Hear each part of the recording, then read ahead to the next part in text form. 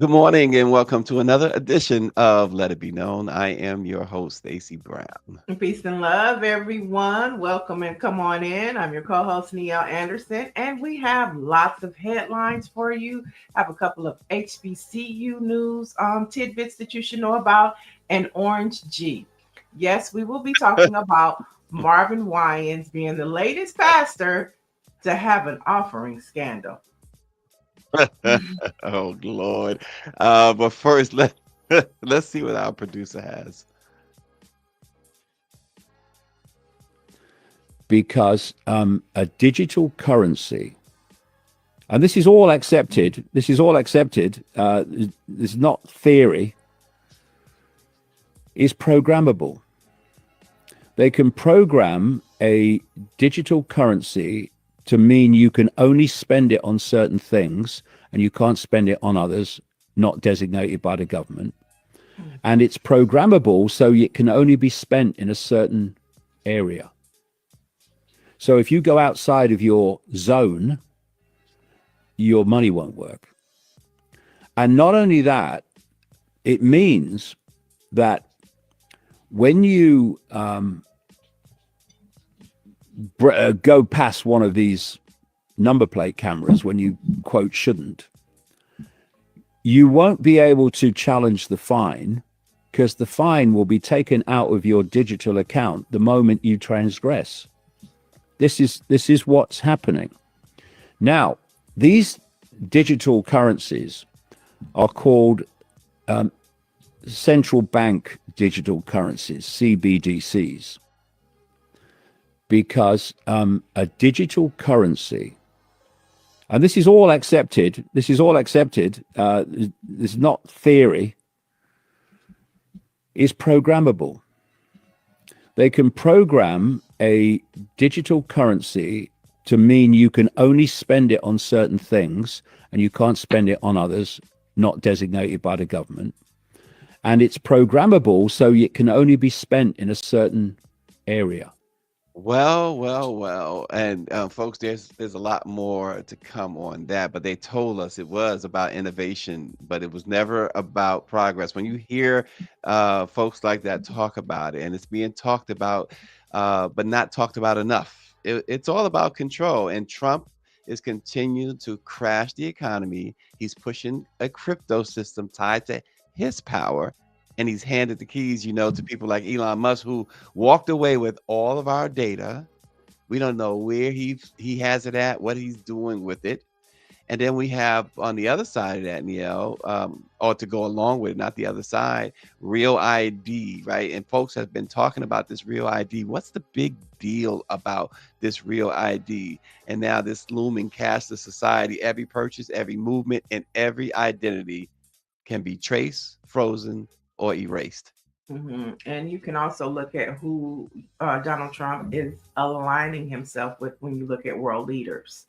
And, just like you have the G7 summit and you have NATO's, Trump is creating his own group of bandits. And that's what they are, bandits.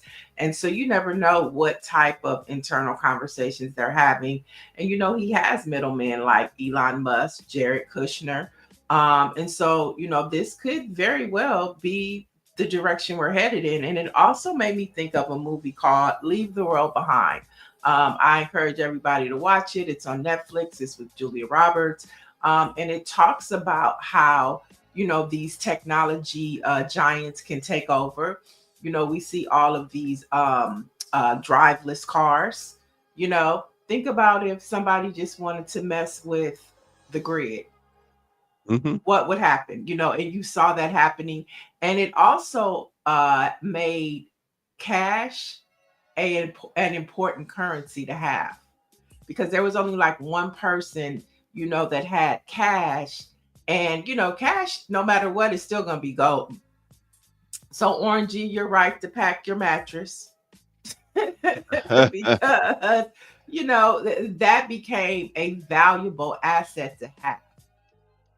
Yeah, but what they are saying though, and this is not just this guy, but we see it in the UK with the prime minister there, and a few other places. This is what Trump is aiming at. to take to make cash meaningless. It's all about. You see, Barron Trump just made 190 million dollars off of uh, alleged insider trading when it comes to crypto.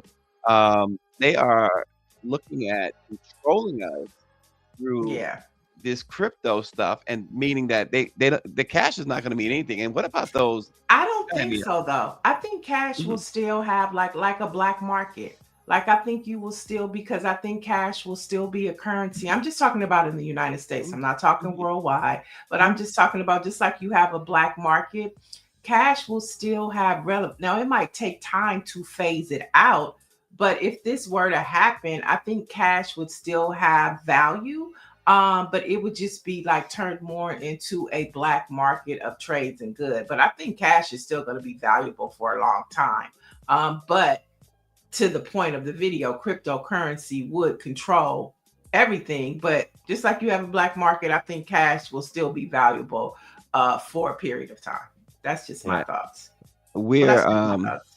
yeah, we're going to we're not going to drop this topic, folks. We're gonna try and get some experts on here to talk about this issue, because more a lot of these financial experts and those who have been dealing with this administration and others for a while now, they are you're seeing more and more of these videos pop up with them explaining what they see happening.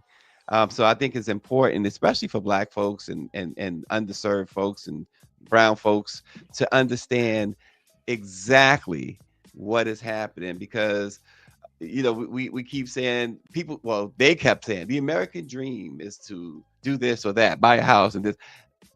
There's a lot to that, as far as what they're trying to do to eliminate for us, to make that, they keep moving the goalposts. Well, they're trying to take the goalposts totally away now.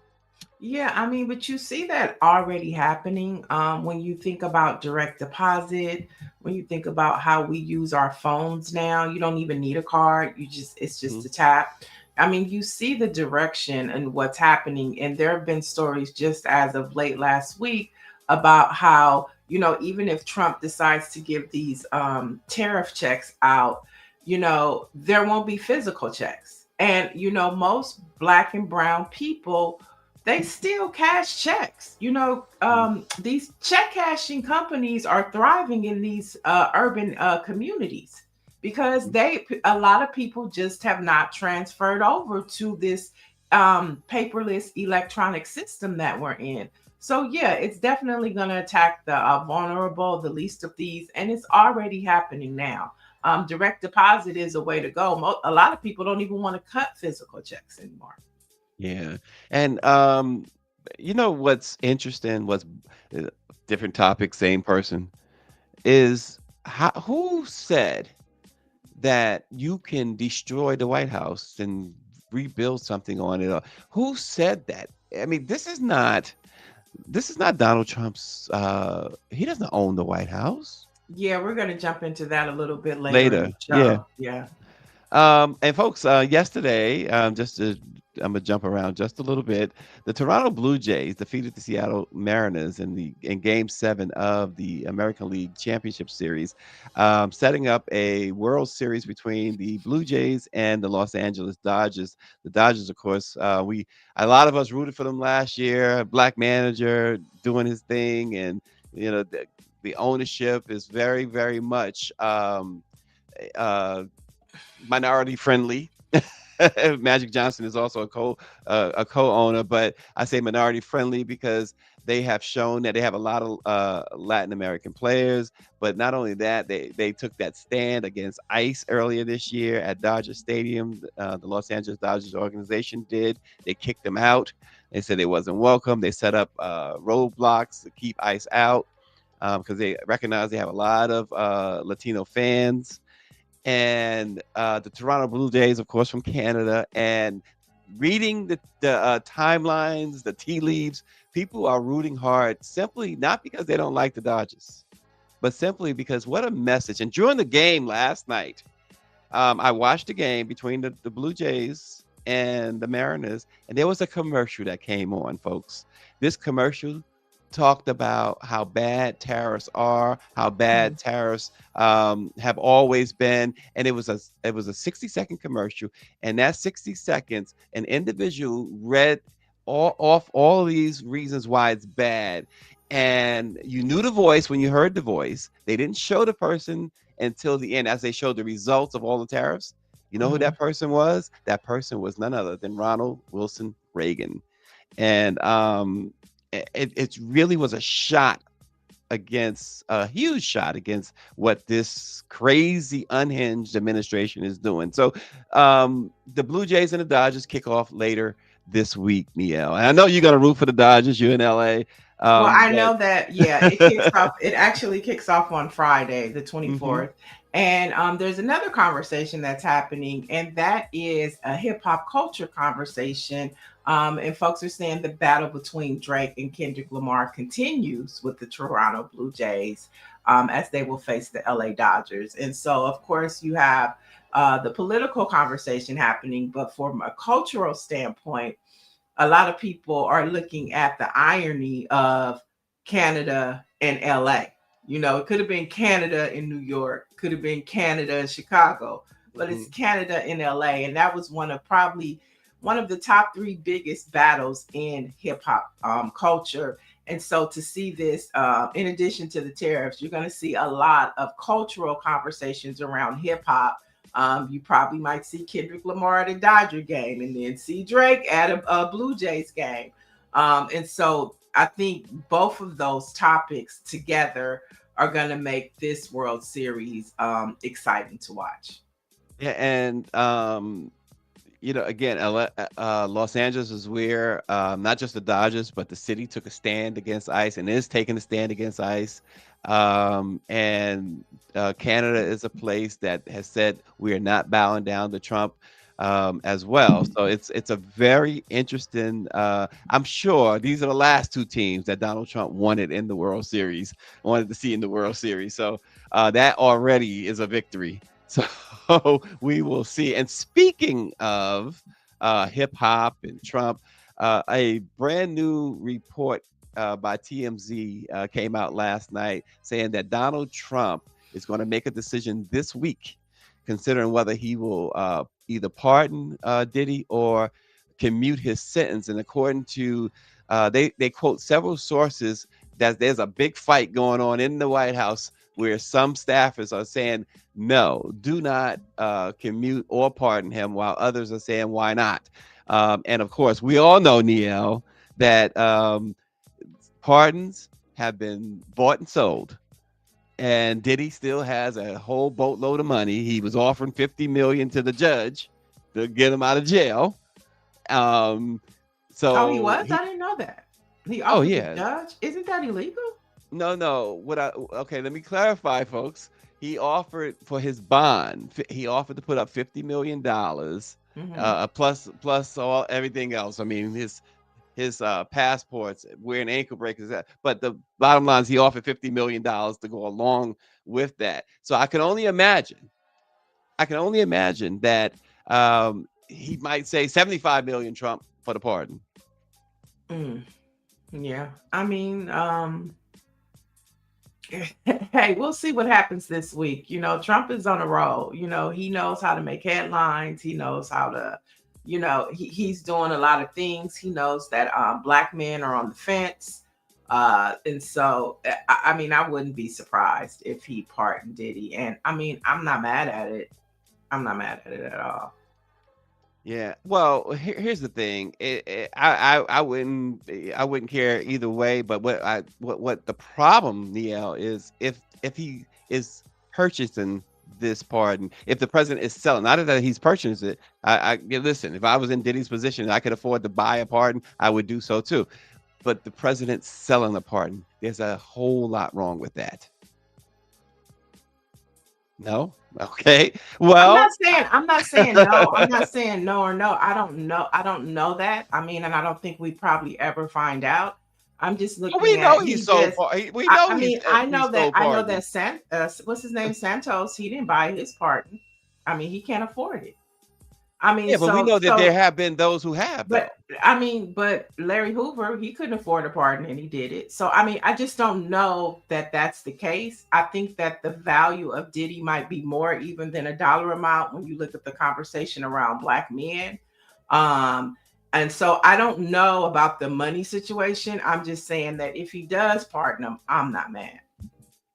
No, right. But what I'm saying is it should bother everybody that a pardon would be for sale. I'm not talking Diddy. I'm talking about the fact that this administration has made it known that a pardon is for sale. Well, he's That's the pardoning a lot of problem. people, but I'm just saying he's pardoning a lot of people that Oh, I didn't have the understand money to that. pay for that. So I don't know if Diddy's paying for a part. I mean, to No, me, I'm there's not talking about Diddy at this moment. I'm saying that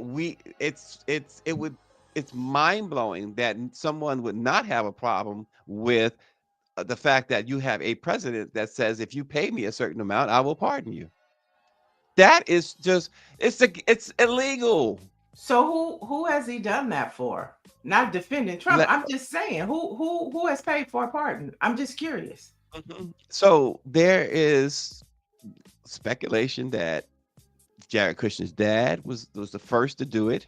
There's speculation Oh, I thought he that did it for Jared. I didn't know that his father paid no, for it. no, there's been a lot, and I'm not. This is not just rhetoric. This has been reported in various outlets that several people, including Jared Kushner's dad, among other folks, have gotten pardons because they've either contributed millions to this Trump thing or that Trump thing or whatever. Mhm. There's been many of reports of that. Yeah. I- Um, yeah. Dr. and Maryland all brought up Kwame Kilpatrick. Yeah, I know he don't have the money to mhm. pay for no pardon. Well, all Um, I'm saying is that what I'm saying is it's illegal. But Trump is above the law, so it's not illegal for him now. But that should be a problem. I don't understand. What am I talking about here? It should be a problem that a president would sell pardons. It's Yeah, just yeah, it's gotta be a definitely a problem. problem. Yeah, I'm just saying who bought a part, and I'm just trying to figure it out. Okay, okay, so what we need to do, folks, what I need to do, folks, is and you're right to that extent. I'll put it out there tomorrow, folks. I'll get the list of those who have bought these pardons, and Trump has been vociferous himself about it too. He's not hid the fact that he's for sale. ONG said Lil Wayne and Kodak Black paid 3 million. 3 million. I mean, does Lil Wayne have that money? I remember Jay-Z bought him out of a deal. And he smokes a lot. I mean, drinks a lot of lean. I don't know if he had. Yeah, I don't know. I mean, I just don't. Kodak Black, I don't know. But hey, I don't Oh know. gosh. Oh my God. Right, Dr. Nicole. That's what I'm saying. Are we really saying that Trump is above selling a pardon? No, I Um, don't think that he's above selling a pardon. I'm just saying with this whole Diddy situation, yeah. I don't know if that's the reason No, why, didn't. Diddy is getting out. There's a lot of value Yeah. in Diddy being on the streets when you think about this whole conversation around black men. I know Diddy would do anything to get out of prison. I'm not saying that he didn't. I'm just saying I don't know if that's the case. Trump will do something for a Mhm. headline. He'll do Oh, stuff for without money. question. He'll do stuff for a headline. So I'm just saying, I don't know if that, Yeah. that's not the first thing that pops in my mind. Did he pay for a part? So I was interested. I'm not saying he's going to pay for a part. What I said is that he can. Yeah, he He's in the can. position to. Um, now I will say this without saying who. I can't say who, but somebody who is very close to Diddy or was very close to Diddy, and somebody who's very close to Donald Trump. Get that? Told me that the other day that this was going to happen, and Mhm. so not the pay part, but there is money involved somewhere, and what that individual said, it'll be plain to see where money is involved. So we will see. Um, we will see if it comes to pass. They're saying that a Yeah. lot of people, there's people in the White House who are saying no, don't. And you can imagine the Stephen Millers of the world would be like, "You gonna pardon that black dude?"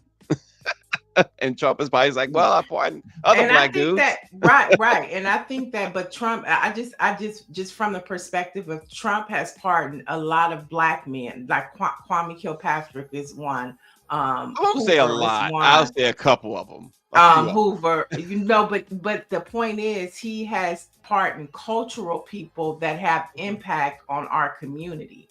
And Hmm. so a lot of the times when he has specifically picked black people, like the lady that is the cars now, that Kim Kardashian helped get out of prison. A lot of times he'll do stuff within the black community for a different purpose. That's all I'm saying. Yeah, and he That's all used I'm saying. He right. uses it's He sometimes used her, that woman that was pardoned, to help with his election bid. She was right. campaigning for him and stuff like that. Right. So it's And so to always have something. somebody, it's always something with him. Hmm. I'm not saying that. I'm not just saying about the money. There's a lot of value. Sometimes the value is not money. Sometimes the value is something else. And like David, Diddy has both. He has both. hmm And so, it'd just be interesting to see. and like David Youngblood said, he has not pardoned many innocent people. That's for sure. That is true. If any, if any. That is true. Who's innocent that he's pardoned? That's another list we should get together. Maybe I'll look for that, because it'll be an extremely short list. That's for sure. If And I anybody know made he that doesn't list. have any money. He don't have no money. Oh George gosh. He Santos, he says don't have no money. he's going to go to work for Trump. Of course Yeah. he is. See that there's value. Yeah. So sometimes the value is not the money. I mean, I don't even know what value he has though. This guy right I here, was going to George. say. I was going to say What's the what value in him? he gonna help them clean up the construction mess over there after they finish at the White House. He gonna be the garbage man, because he that's this guy has absolutely zero value. Hmm. So Right. And and he see, also does stuff to spite people too. I mean, that George Santos thing was just to spite folks. That's and Diddy speaks to who Donald Trump is, right? Mhm. Just like us, George Santos. He swindles people out of money. He did the same thing that Donald Trump did. As far Mhm. as Diddy is concerned with women, Donald Trump, when he does that, it to me, he it's either has to do with money or women and sexual abuse. Those are the Mm. people that he likes to grant favor to, because it's at the core of who he is. Maybe Youngblood said Santos will be the ambassador to the transgender community. Yeah, that's the other part. He makes him an I ambassador. don't think that might offend the transgender community. That could, well, That might offend them. that's They don't true. want him. They don't want him. Yeah, and Dr. Joni says she'd like to point out the disgusting irony that Trump is a convicted felon setting other felons Felons free. free. The leader of our country is a convicted felon, she says. Yeah. Well, the fallout over his disgusting use of AI, or his team's disgusting use of AI, where they were defecating on protesters, continues. And this time it's Kenny Loggins. Kenny Loggins from Footloose fame.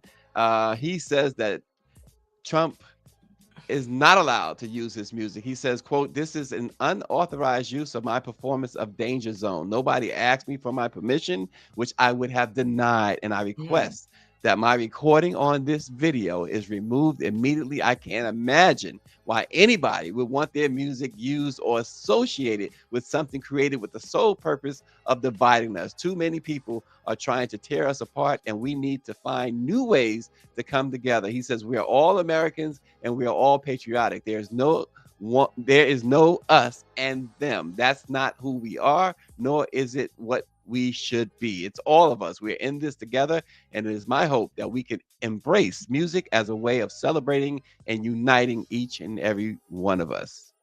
Mm. Yeah. AI is technology is an interesting thing because we don't know how to handle it because it's ever evolving, it's ever new. There are no regulations about it. Before Trump, the country was moving towards having hearings and thinking about creating an office, just like you have the FCC for television. Mhm. Technology needs to either be folded into that, or there needs to be a new office created for rules and regulations for technology because it's new. You know, Mhm. most of us in the chat, and you and I, Stacy, we are pre technology. You know, we had phones in the house. You know what I'm saying? If there Mhm. was no call waiting, you know what I'm saying? And so you have this whole new industry with no rules, no regulations. And at this point, who's going to stop Donald Trump? Because he's not going to, he's taking money. He's taking money from Google, from AI, from Meta, from X, so that they could have free will to do what they want. So Mhm. I'm not too sure about how much that he's going to pay attention to this, but for some of the companies, self-governance is how it goes, because we know earlier OpenAI sent a letter to the King family after we talked about last week, Mhm. Dr. King popping up being DJs and cussing and inviting people to the club with suits and gold chains. So OpenAI has Yeah. decided to block any generated videos about Dr. King following the family's complaints. But Yeah. OpenAI is one of the largest AI companies, but they're not the only ones. So if they Yeah. stop it, it doesn't mean that another company can't stop it. So we have a technology problem that has no governance, that has no rules, no regulations. And so it'll be interesting to see how far his frustration gets. Yeah, Shonda H says that this is on the American voters. They voted to put a convicted felon back in office. Had Trump not been allowed to run a second time, you wouldn't see this. It's about power. So part of that statement that she makes, again, I know people, many people say that. Again, I still don't believe that you got. I still don't believe he won. I'm gonna say, and there's more and more people who understand that they stole that, but nonetheless, but I think the second part of that is the most profound. She says, had Trump not been allowed to run a second time, you wouldn't see this. There was no rhyme or reason why he should have been allowed to run in the first place. 34 felony convictions. Austin is asking, when will he pardon himself? He can't, because those are state charges. Mhm. He didn't go far enough. The election came before his federal trial. So those are state sentences. So maybe he'll figure out a way to get New York to pardon him. I don't know. But nonetheless, nonetheless, I think it's more of that second part of Shonda H's statement about, had he not been allowed to run. It's a reflection not on the voters. It's a reflection on Congress, the Senate, and the Supreme Court for Mhm. allowing a convicted felon, a multiple times convicted felon, to not only run for office but take office. Right, right. The murder trial of the officer who shot Sonia Massey has begun. The former Illinois deputy who is accused of killing Sonia began in Illinois. She's a black mother. You remember her, 36 years old, who was fatally shot in July of last year after calling authorities to her Springfield home over concerns about a prowler. But body cam footage shows that the two deputies responding to the incident, including County Sheriff's Deputy Sean Grayson, who is white, shot Massey 3 times, and he said in the report, after the incident, that he feared bodily harm because she was holding a pot of boiling water. Mm, mm. It'll be interesting. Now, this is a state case, right? This isn't federal, right? This is a state case. Yeah. Yeah. So hopefully we pray that, she gets justice. Because we all saw the video. We all saw what happened.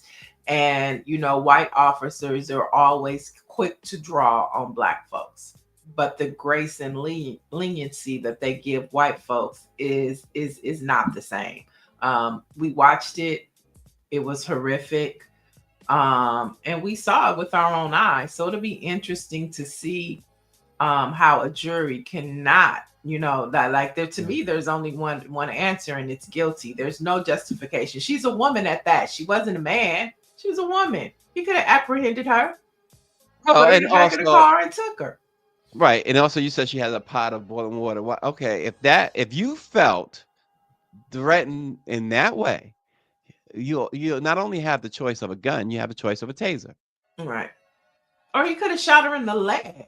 Or he could have shot her in the head with So the the argument they fly. will always make, Niele, officers, and I have talked to officers many times as a journalist and just as an associate, and they will tell you that they only go by their training, and it never occurs to them to shoot somebody other than to take them out till they're no longer a threat when they're shooting. I don't agree with it, but this is every single officer that I have spoken to, and it's been at least a dozen, says Mhm. the same thing. And um, I just think it's wrong. If that's so, that's one thing. When you talked yesterday about defunding the police and stuff like that, this is the one of the things that gets lost in all that. People ran with the whole get rid of police. It wasn't about get rid of police, right? It was about doing what was right.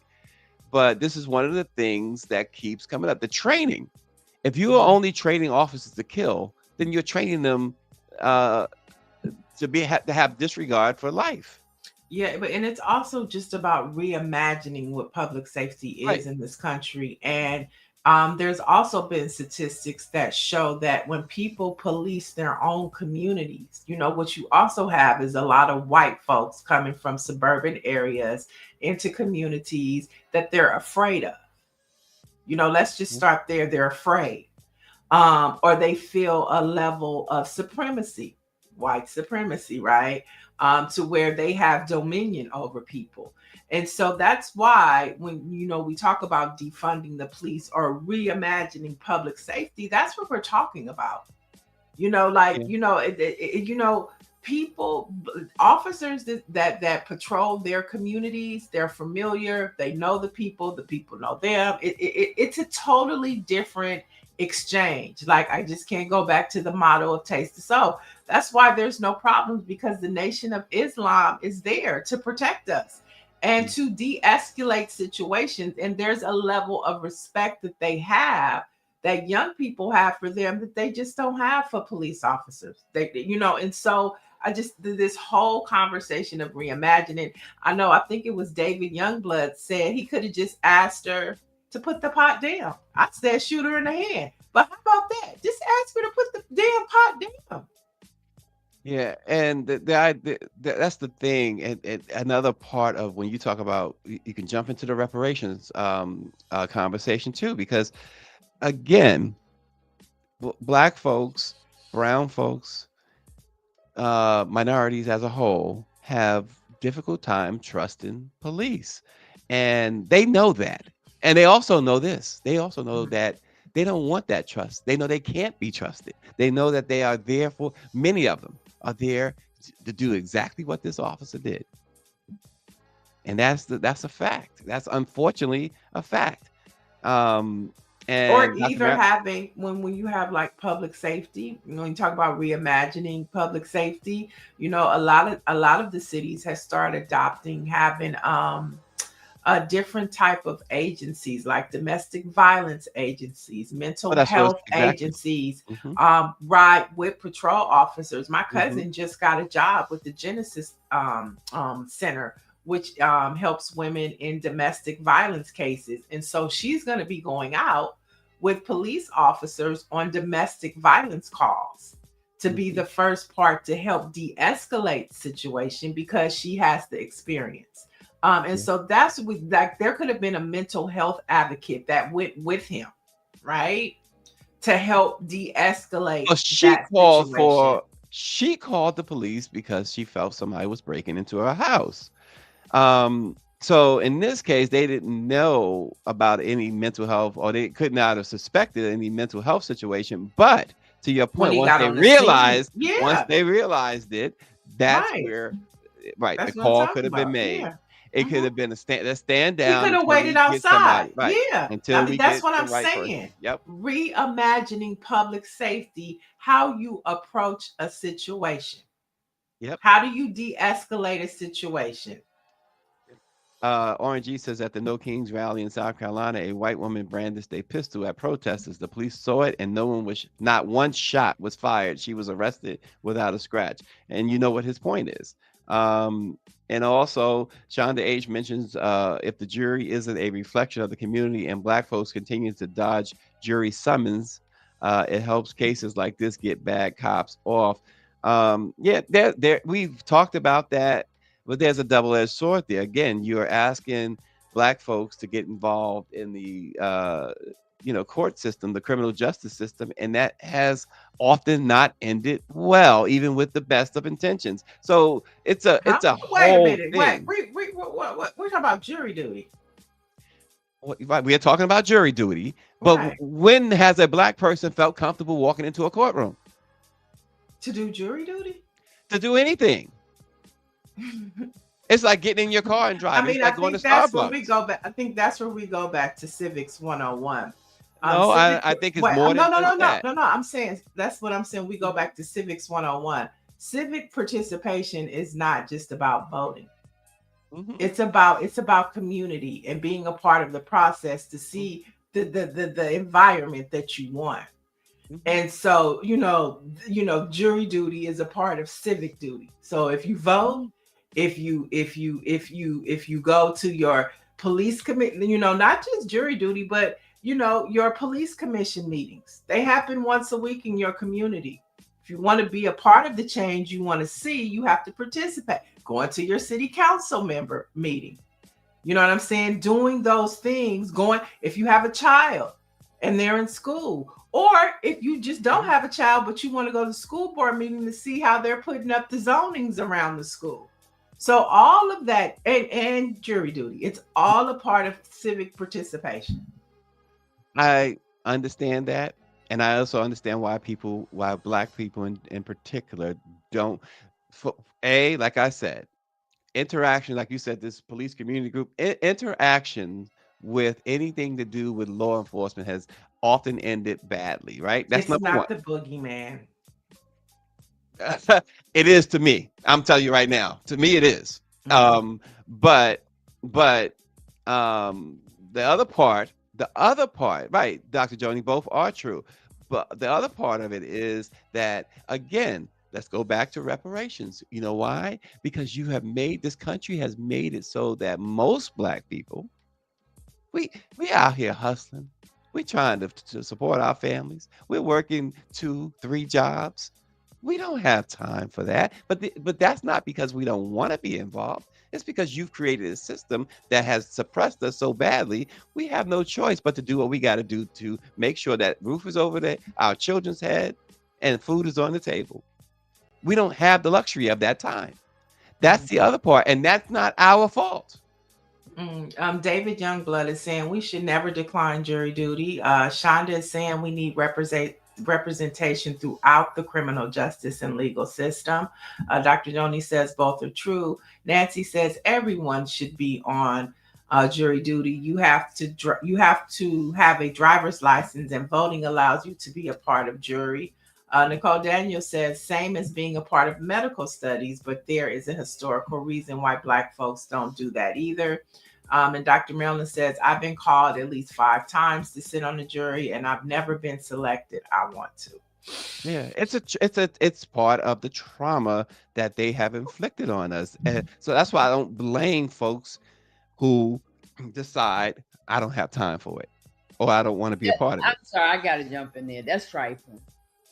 Uh, Well, I say what you will. understand what you're saying about Mhm. the trauma, but we cannot complain about our condition if we're not willing to put our bodies on the line to fix it. And that's just the bottom line. If you don't go to jury duty, Black people are getting locked up. That's why you have committees created, right, to make sure that justice is served, that there's representation. You get on, you go to your, I know that you go to your children's, you are very much involved in your children's school. It's the same thing. How is that any different? Listen, I'm not saying, listen, I got called for jury duty not long ago, and my problem is I went in there thinking, listen, if the person is Black, I'm not sending that person to jail. If the person is white, she going to jail. He going to jail. But nonetheless, what I'm saying is I understand. I'm not saying they shouldn't. Don't get me wrong. I'm saying I understand when they're saying that when y'all are saying they can't, they can't do it. They just hide I out. don't know nobody, The thank system God, has because listen. I don't know a lot of people that make that decision, but I'm aware that they're out there.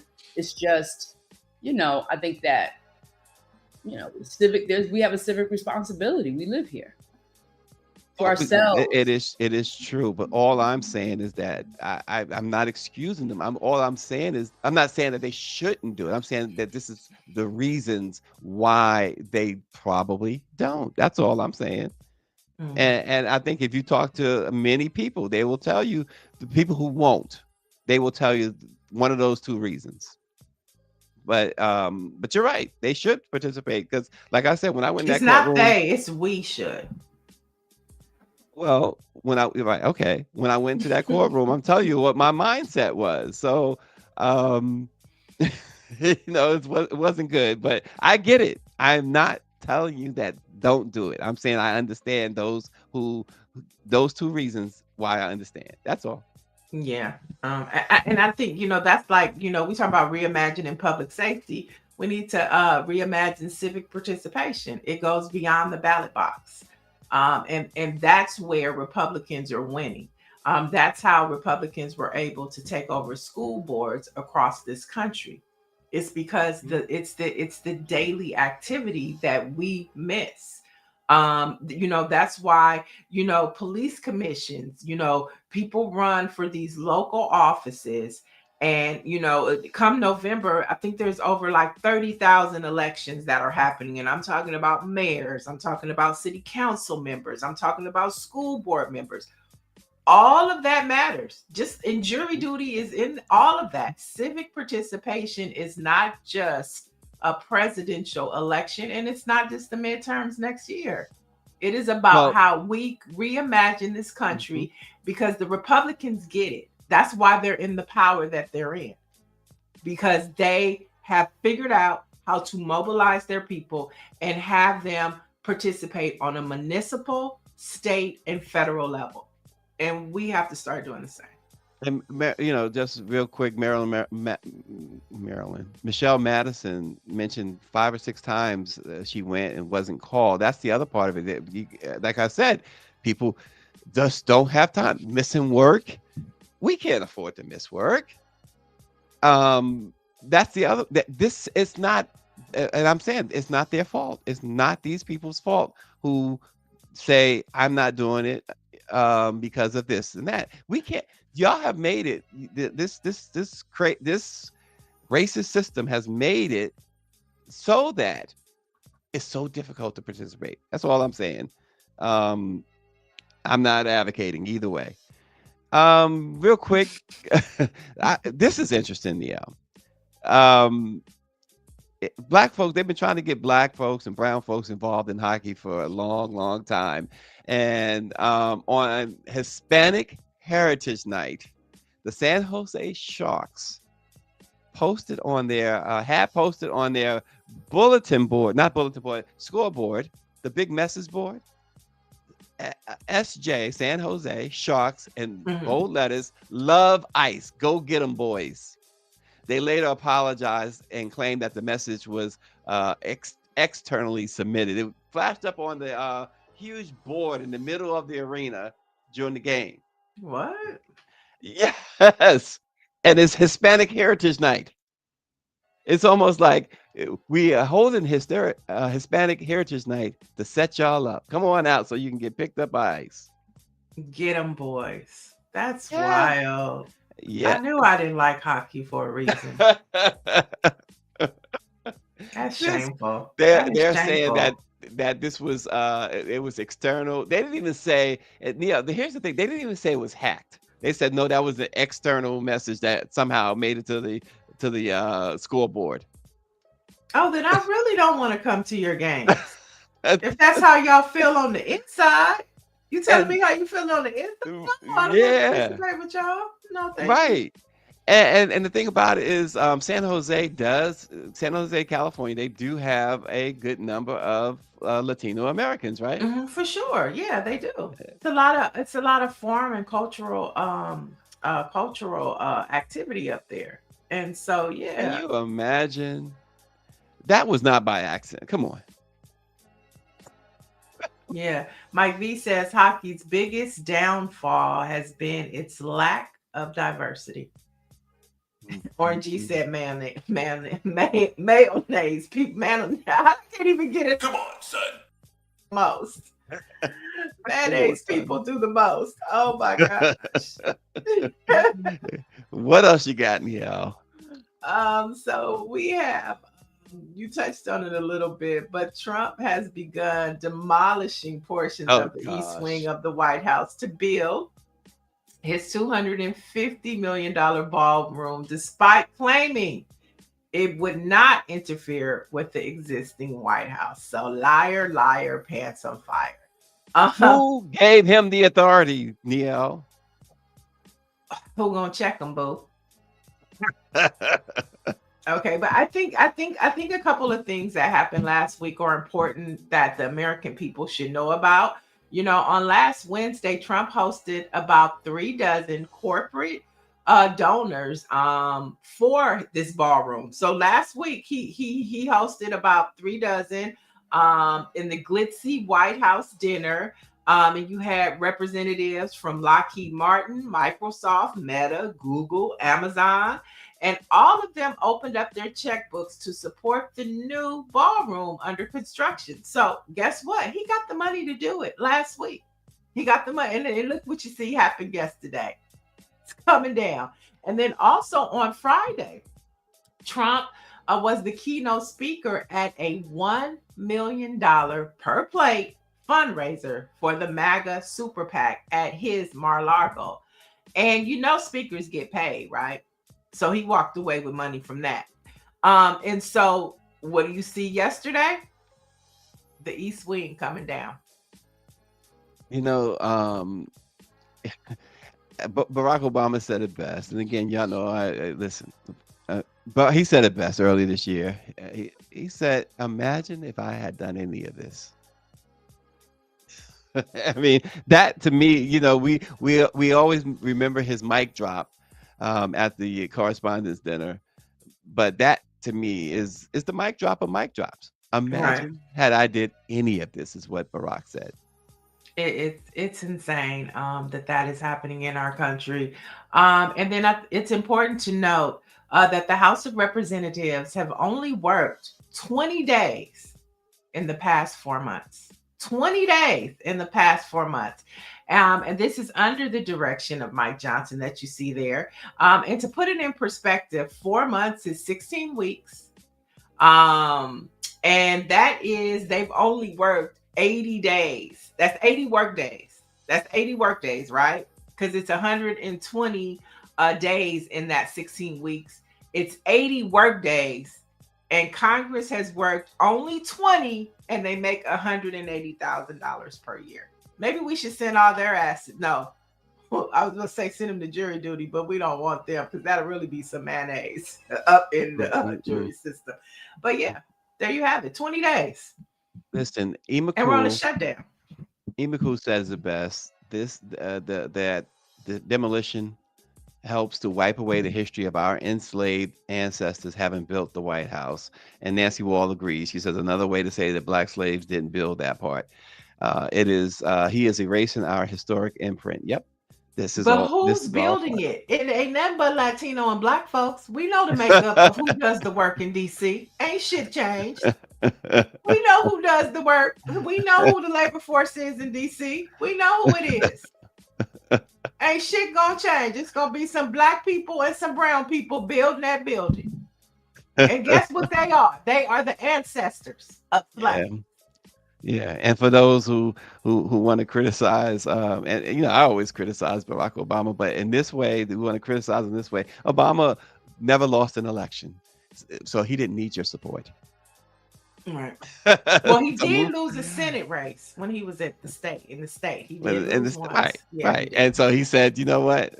Hey, when they go low, I go high. He went from Senate to presidency. There you go, twice. And Dr. Joni, you bring up a good point as well. They have the best health care that exists. And they only have worked 20 days in the past 4 months. And they're out now into the 26th. and Johnson might extend it then. All because he doesn't want to swear a woman in because she would be the breaking bolt of the Epstein files.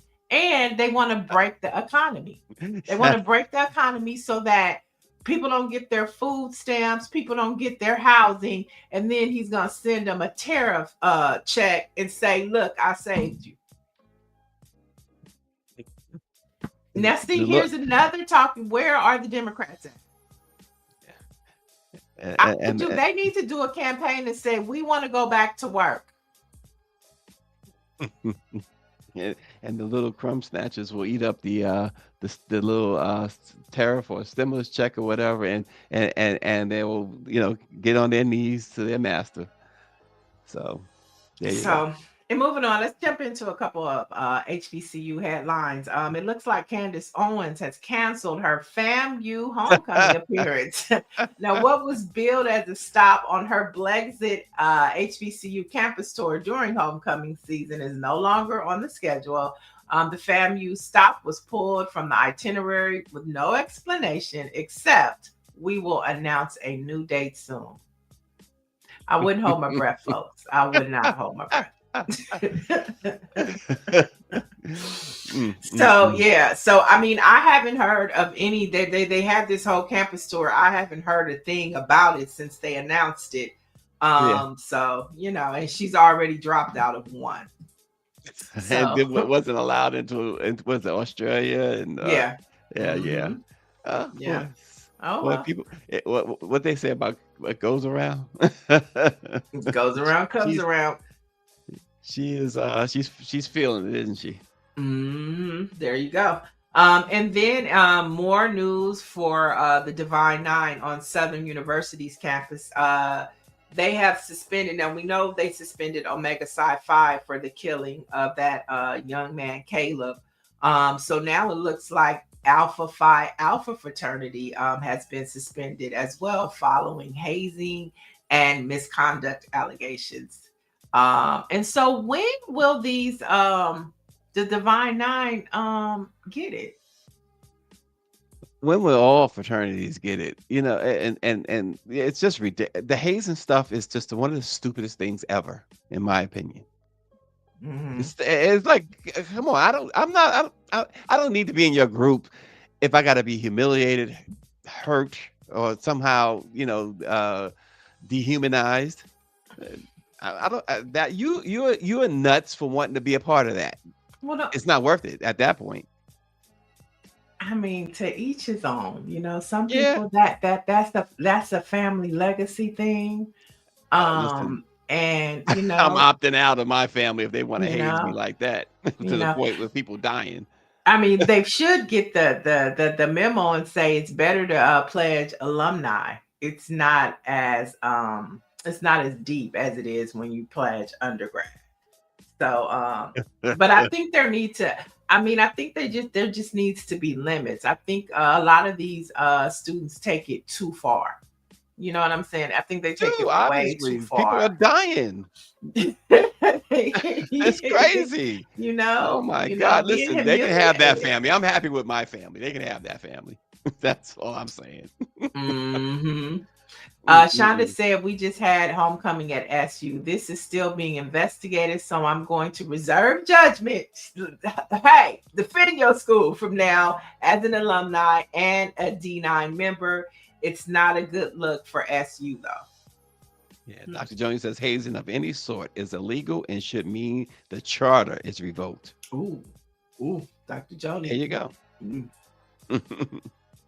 Dr. Mellon says it's stupid and expensive to the organization.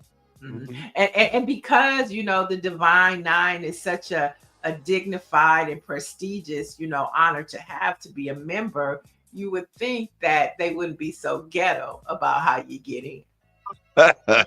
And so gangster about how you get in. But they're not but Black fraternities and sororities not the only ones to do the hazing, though. Oh, that's true. But I mean, we're just talking about Alpha Phi, the ones that have gotten suspended. We don't pledge those other ones, so we can't really talk about it. They not in our wheelhouse. Just saying, the other ones are ghetto too. They killing folks too. Yeah. Too much. So let's head over to the Black church. This is what Orange G wanted to talk about. Bishop Winans, and I'm talking about Marvin Winans, has a question. He says the question is, so he's calling out members. So he's trending over recently, calling out a church member for only donating 1,200 at a fundraiser. Now it went like this. In the video, Bishop Winans called for 1,000 plus $1,000. So that's a total of two. And then he offered 1,000 plus an additional 200. Take a look at the video to help put it all in perspective. I put the link in the script, Rear.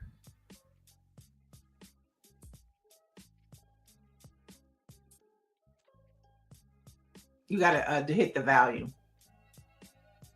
Receiving the blessings to come to all that participated. Now that's only $1,200. Yes. Y'all not listening to what I'm saying. If you have 1,000 plus 1,000. Okay. Well, I'm gonna work on the other 800. Well, that ain't what I asked you to do.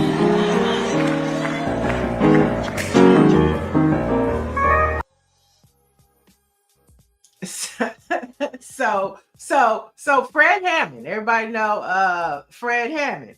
Fred Hammond posted the whole video, right? And so basically he gave you three options. He gave you the 1,000 plus the 1,000. No, he gave you the 1,000. Then he gave you the 1,000 plus the 1,000. And then he gave you the 1,000 plus 200. So I'm assuming that this woman got in the wrong line. She was supposed to be in the 1,000 plus 200 line, and she got in the 1,000 plus 1,000 line. And Bishop Winans was like, we have order. You in the wrong line. Now, some are defending Winans while others felt he embarrassed her and it was unnecessarily harsh. Yeah, well, I'll let David Youngblood speak for me on that. He says, in one word, charlatans. It's just ridiculous. What's a charlatan? I'm not knowing. What's a charlatan? Somebody who fleeces the flock like what he's doing there. It's just ridiculous, especially in the time we live in. People losing jobs. There are no jobs available. And you shaming this lady in front of all these people because she gave you $1,200 of her hard-earned money instead of $2,000. Get out of here with that.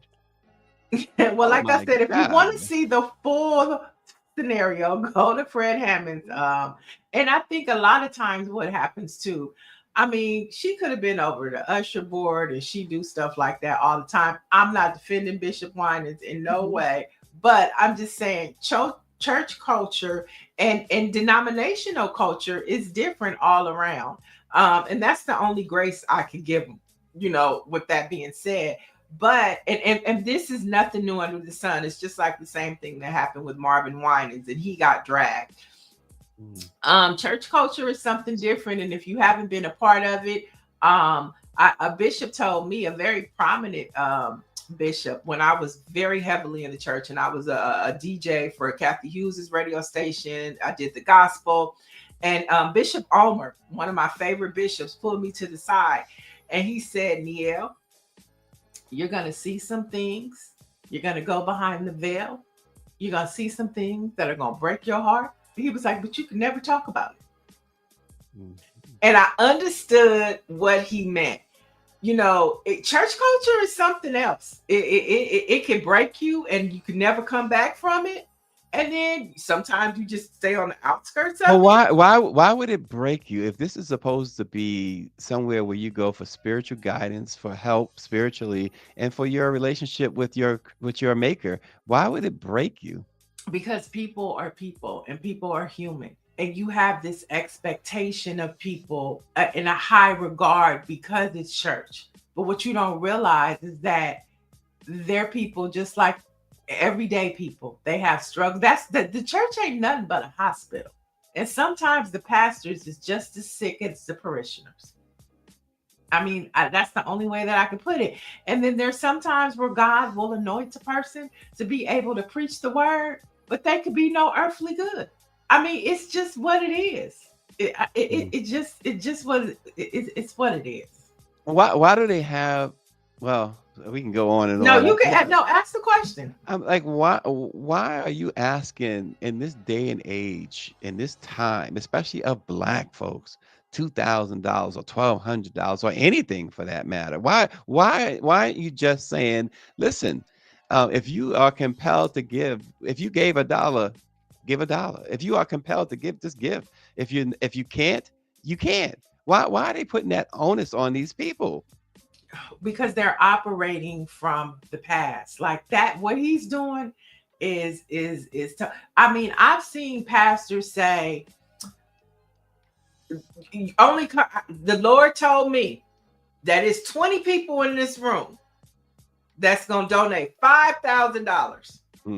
Good Lord. You know, I mean, this is just the culture.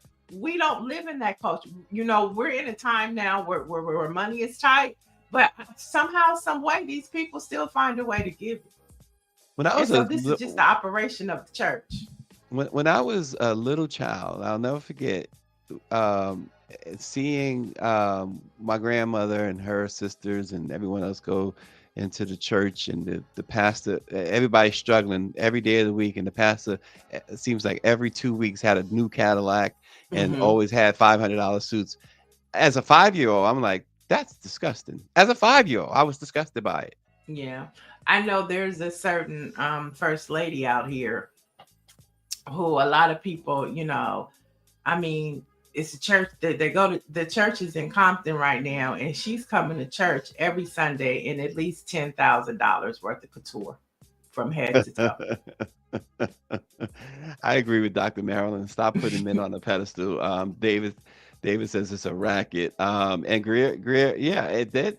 It obviously started in with the white churches, and they continue to do it, and they do it on a grand scale too. You have these mega churches and stuff like that. Evangelicals, yeah, the Mhm, evangelicals are off the chart. It's mhm. like it's Yeah. lights, it's camera, it's twirling. It's just like a whole production. But I also do think, I mean, I believe, I think the whole concept of tithing, I think that there is a blessing in it, but I think that the church began to put too much emphasis on it, right?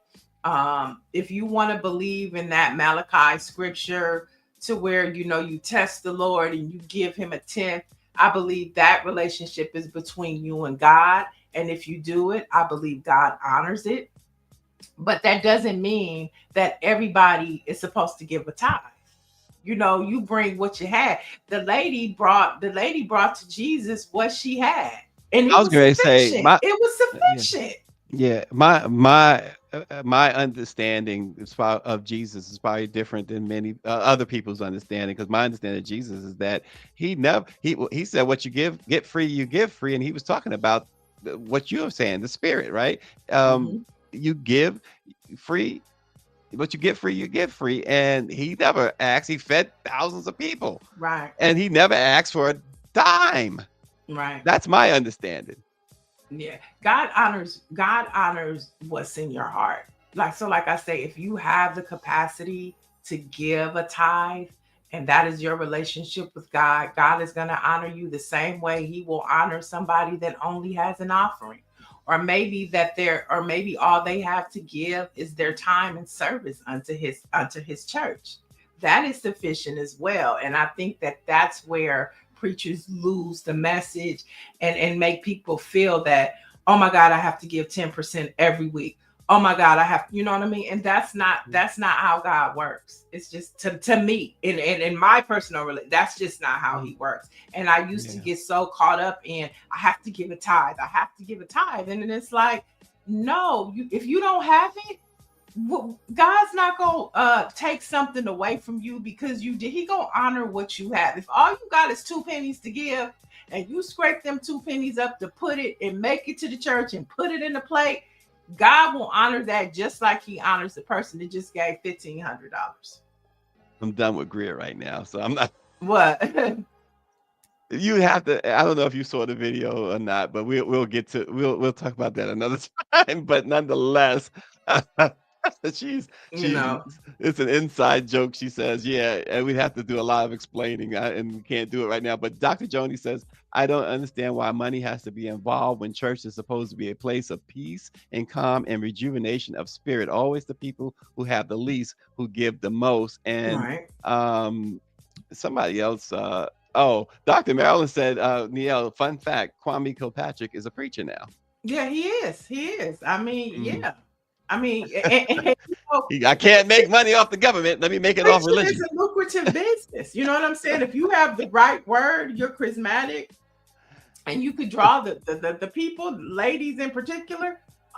You know that's a nice financial come up. And if you notice, there's a church there's a church and a liquor store on every corner in the Black community. That means it's a hustle. I didn't say that. Oh boy, we I better didn't say move that. on. Oh my God, we have to move on. But hopefully, Bishop White, and I'm sure he'll be able to recover from this. And So I'm sure he will when you finish counting those envelopes. um, He'll and, be recover uh, in Hawaii. a couple quick headlines. Mattel is honoring the queen of dance and directing. I'm talking about Debbie Allen. She just got her Nice. own Barbie doll to pay tribute to her contributions to arts and culture. So you can get your Mattel Debbie Allen doll at any major retailer or at Mattel Creations. And finally, in NBA news, Michael Jordan will make his debut in a new series called Insights to Excellence. And that's kicking off tomorrow at the halftime show of the Thunder versus Rockets game on NBC. So NBA season is starting, and Michael Jordan and and of course the TNT boys are now on ESPN. They'll be back as well. Yep. Yeah, the NBA begins. Wow. Time flies. Mm-hmm. All right. So are we done with our headlines? Yes, yes. All right, folks, a little Black history. On this date in 1955, 18-year-old Mary Louise Smith is arrested for refusing to give up her seat in the whites only section of a Montgomery, Alabama city bus. A little less than 2 months later, on December 1st, Rosa Parks was arrested also in Montgomery for her act of defiance, which was considered a key moment in the civil rights movement, and it ignited the Montgomery bus boycott. So before Rosa, there was Mary Louise Smith. Yeah, and that the story behind that is her skin color was the reason why she wasn't the poster boy of the boycott. Now, I'm just saying that was just in the basement of the church conversation that they was having, that colorism still played a part within our community. And although she was the first to do it, they could have partnered her with Rosa Parks, but they decided to go with Rosa Parks because of her standing within the NAACP and her skin tone. And I thought that was very interesting when I did some reading about that. But her name should have been just as prominent as Rosa Parks because she's the one that set it off. Yeah, exactly. Wow. Our Black-owned newspaper of the day is the New Journal and Guide. The New Journal and Guide was founded in 1900 and counts among the oldest Black-owned newspapers in the nation. It's led by Brenda Andrews. The Journal and Guide focuses on local and national African-American news, sports, health, and Black arts. It's out of Norfolk, Virginia, the New Journal and Guide. Lots of things happening today, and of course you can find out how it's happening from the Black perspective at BlackPressUSA.com. All right, folks, check us out again tomorrow. It's Hump Day, so join us then. Thanks for watching.